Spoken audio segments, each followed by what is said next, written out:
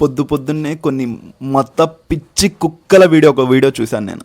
ఆ వీడియో నన్ను ఎంతగా బాధ పెట్టిందంటే, ఆ మార్నింగ్ నుంచి నాకు అసలు చెప్పలేకపోతున్నాను ఆ ఫీల్. దీపు చంద్రదాస్ అనే ఒక మనిషి, ఒక ఫ్యాక్టరీ వర్కర్ని అంతమంది కలిసి కొట్టి మనిషిని కాల్చి చంపేశారు. అసలు ఇది న్యాయమా? అంతమంది ఉండగా పోలీసులు కొట్టడం ఏంటి? ఆ పోలీసు తీసుకెళ్ళి ఒక రూమ్లో పెడితే ఆ పర్సన్ ఆయన వేడుకుంటున్నా కూడా మళ్ళీ ఆ మతోన్మాది కుక్కలు చంపేస్తారని తెలిసిన ఆ పర్సన్ని వాళ్ళకి అప్పగించడం అసలు ఎంతవరకు న్యాయం? ఆ పోలీస్ వ్యవస్థకు విలువ ఏముంది?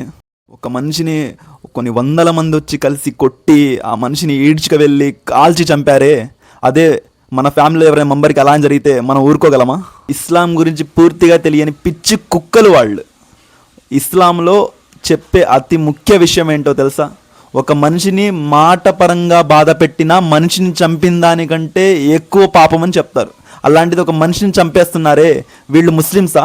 మతం పేరుతో మనుషులను చంపే అలాంటి పిచ్చి కుక్కలు ఏ దేశంలో ఉన్నా ప్రమాదకరమే. అలాంటి పిచ్చి కుక్కలు ఎక్కడైనా ఉంటే తొందరగా చచ్చిపోవాలి దేవుడా అని నేను కోరుకుంటున్నాను. మానవత్వం లేని ఏ మనిషి కూడా మతానికి చెందినవాడు కాదు, మృగాలకు చెందినవాడు. దయచేసి వారి భాగోద్వేగాలను మీరు అనుసరించి మీ జీవితాన్ని నాశనం చేసుకోకండి. ప్రతి మతంలో ఉన్న మానవత్వం లేని మృగాలకి దూరంగా ఉండాలని ప్రతి హిందువుకి, ప్రతి క్రిస్టియన్ సోదరుడికి, ప్రతి ముస్లిం సోదరుడికి ఈ వీడియో అంకితం చేస్తున్నాను.